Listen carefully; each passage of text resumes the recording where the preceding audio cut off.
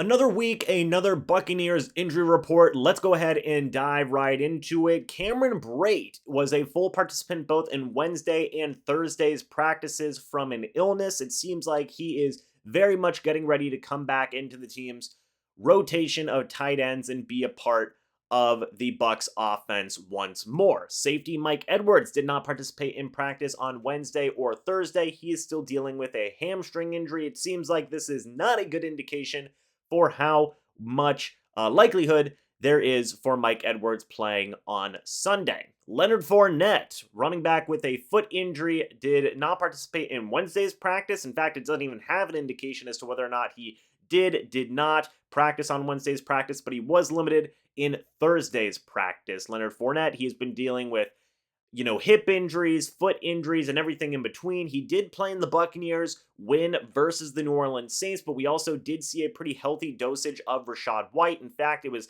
60% of the offensive snaps to Fournette, 41% of the offensive snaps to Rachaad White. So this is definitely going to be something worth paying attention to. Unfortunately, Fournette has been dealing with a lot of injuries this season. Cornerback Sean Murphy-Bunting is dealing with a quad injury. He was limited in both Wednesday and Thursday's practices. This was an injury that had kept SMB out of the Bucs' recent game versus the New Orleans Saints. May very well continue to keep him out of the upcoming matchup versus the San Francisco 49ers. Vita is dealing with foot and now shoulder injuries.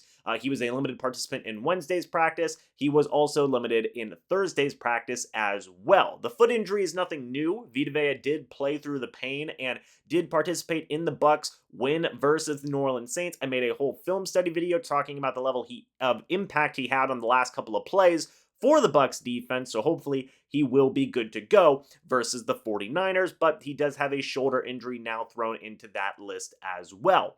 Antoine Winfield Jr. did not participate on Wednesday or Thursday due to an ankle injury, nor did Tristan Wirfs participate on Wednesday or Thursday due to an ankle/knee injury.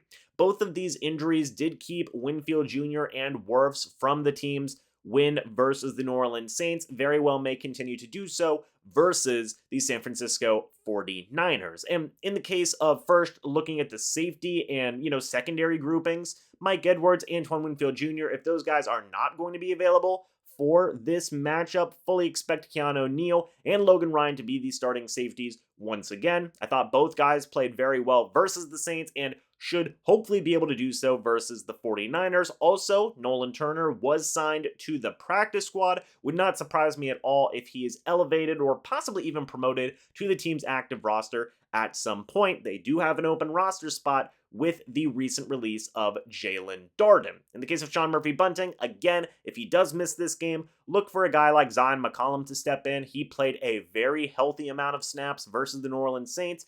Would probably continue to see him do so if SMB is out. Carlton Davis and Jamel Dean would still be your number one and number two cornerbacks, and maybe you see a little bit of D. Delaney in there as well. If Leonard Fournette cannot go, well, guess what? It's going to be a lot of Rachaad White, maybe a little bit of Giovanni Bernard and in there as well, and possibly some Keyshawn Vaughn. Right now, as it stands, the Bucs are still trying to figure out what they're going to be doing with returner. That decision will be made at the end of this week, and it is very possible that Bernard or White could be getting some of those returning duties, so we'll see what they want to do, how the possibility of Fournette being possibly out for this matchup versus the 49ers would affect what they do, not just at running back, but also returner as well. Do you want to risk any of your running backs to be out there as returners when you need that extra running back depth? Going to be something worth paying attention to. Finally, Vita. Again, fingers crossed that Vita can play in this game because he has such a huge level of impact for the Bucs every single time he is out there on the football field. Again, I talked about a play against the Saints where Vita and Akeem Hicks ate up 4 offensive linemen between the two of them. That's crazy, but if Vita cannot go, expect a little bit more of Raheem Nunez-Roches, a little bit more of Logan Hall, and some of the other guys that the Buccaneers have along that defensive line, and possibly welcome back Cameron Brate as well. But anyway, guys, let me know your thoughts and opinions about this injury report. Thankfully, a little bit of a shorter one compared to what we have seen in recent weeks for the Bucs, which is a very, very encouraging and happy thing to see. So I want to know your guys' thoughts and opinions on this short, but admittedly, big list in terms of name value of the Bucs injury report for their upcoming matchup versus the San Francisco 49ers. Thank you guys so much for watching this video. Hope y'all enjoyed. I'll see y'all in the next video or the next live stream. But until then, and as always, guys, goodbye for now, and go Bucs.